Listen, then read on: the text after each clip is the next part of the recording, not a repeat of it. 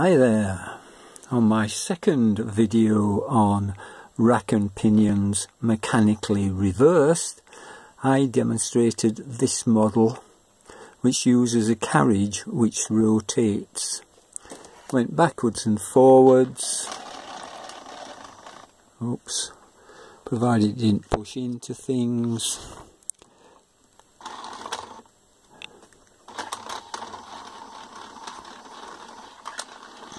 So it just pushes against these levers. I have got to check I've got the current in the right direction, otherwise it would destroy itself. But there it is, working backwards and forwards. But I wanted to move on. I wasn't happy with that. I wanted to try something else. So the next idea I came up with was a different reversing mechanism. This mechanism then relies on the input shaft going round, and then it has these two gears which move sideways when it's going that way. The output shaft, if we look at it like that, if we can see the little red, is going clockwise, isn't it? Yep, that's clockwise, because I'm using the top gear against the input gear. But if I move it, slide it across so that the bottom gear is on the input gear, then hopefully it goes anti-clockwise. So anti-clockwise, clockwise. So I wanted to build that mechanism in. This, of course, output gear then is on that little pinion in the middle. So that then is that then. Interesting. I wanted it to be able to lock into position, so I came back to my idea of using a toggle switch. And so the toggle switch is just pushed by the end stops which come across and push against the end stop there, pushes against that, and that toggles one way. This comes across, pushes it the other way, and toggles it back the other way. From the top we can see in that there is a beam here which, when I toggle it, this beam moves across, and this beam just has two pins coming down. Difficult to see again because they're black, but they push against these gears here, this contrate gear, pushing it that way onto the output gear from the motor. And when it goes in the opposite way, the pin coming down here pushes against this side. Can we do that without breaking it? Pushes it across, and so now this gear at this side's in contact with the motor gear, and this one's come away. So that was another idea for mechanism that moves. Just see if we can get it to work. Once again, got to make sure we make it go the right way, that the polarity is correct. So it has to go which way? That way. Can we see that? Oops, what have I done? Oh my, I've got my wire stuck. Oh dear, that wasn't clever, was it? Not watching what I was doing. Must have watched what I'm doing. Forgotten which way now I was going. That's the right way. So that pushes across, it toggles it. And so it goes backwards and forwards. Using the toggle switch on the top only to move the lever once it's got far enough past for the toggle to flip over. A lot more compact design, I think, a lot more better engineered design.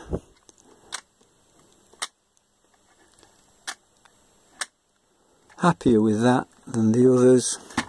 But of course, if we're going for an engineering design, then really what we ought to be using is a clutch mechanism. So what we have here is the Lego clutch mechanism. Essentially we have, where can we see it, 2 red gears here and here. These are actually connected onto the shaft, but what we do have is this piece which is connected onto the motor shaft. Here I've run out of Lego motors again, so once again a small motor, pulley on it, drives the Lego gear, drives the Lego worm, drives this gear wheel here, and that's the main input. That then drives this grey piece round, which as it is there, you can see it's got little teeth on it that sort of fit into the red gears. They go in, and when it's at that end it's locked onto that gear, and when it comes this way, don't want that in there, when it comes this way it locks onto this gear. To move it backwards and forwards, I've got this orange piece here. That then, to move it far enough, I've got a pinion on the same shaft as the orange piece, and that is driven by this wheel here. So when my toggle switch, which is at this end, moves across like so, it moves the orange piece to move the grey piece from side to side. And that realistically is probably the most engineered design of them all, and that should change the direction.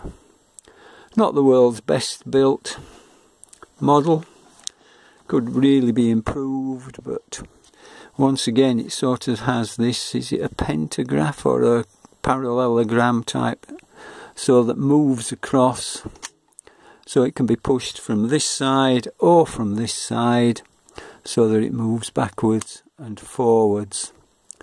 Once again I've got the problems of shafts that need to be moved across, so I've moved these gears, these bricks, with 2 holes in rather than the ones with the single brick, so I can get the gears in the right place. Will it work? Well, let's try it and see. I'm not too sure. Yep, we've got to make sure that it goes in the right direction. In other words, it's got to start off going from right to left, and it does.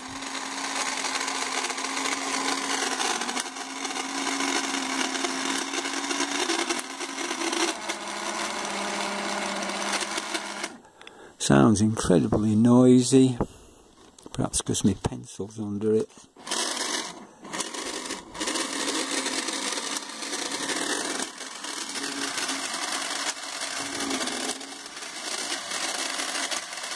So you can see as it's toggled, the orange moves and therefore it goes backwards and forwards.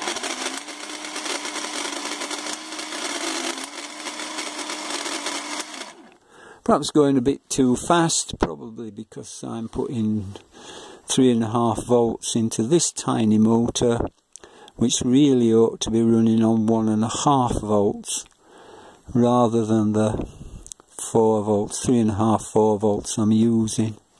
But it does work, works too fast at that. I think the 1.5 volts would be better. But I like it, it's nice.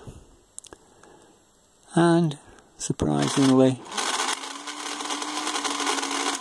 it works. Very complicated, too much Lego in it I think. I'm sure I should be able to build it smaller than that. The reversing is done by how have I reversed it? Where's the output shaft? So because it's so high up, the output shaft, I've put a gear, intermediate gear, to get it down here. So that's the output. That goes onto this idler gear, which goes onto another small pinion on the bottom, which is driving this backwards and forwards. To get the reverse on this, I've got this red gear at this end driving this shaft, the output shaft?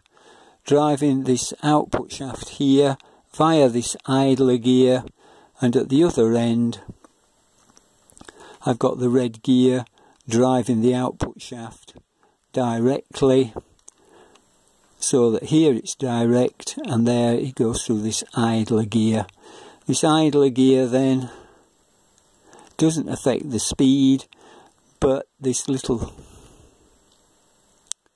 pinion gear is going to affect the speed because it's a different size to the gear on this end. So I need to look at ways of improving that so that it goes the same speed in each direction. Yep, it amuses me, keeps me out of mischief, and the toggle mechanism I'm rather pleased with, which seems to work quite well, but I'd have to move that end stop before it would go across.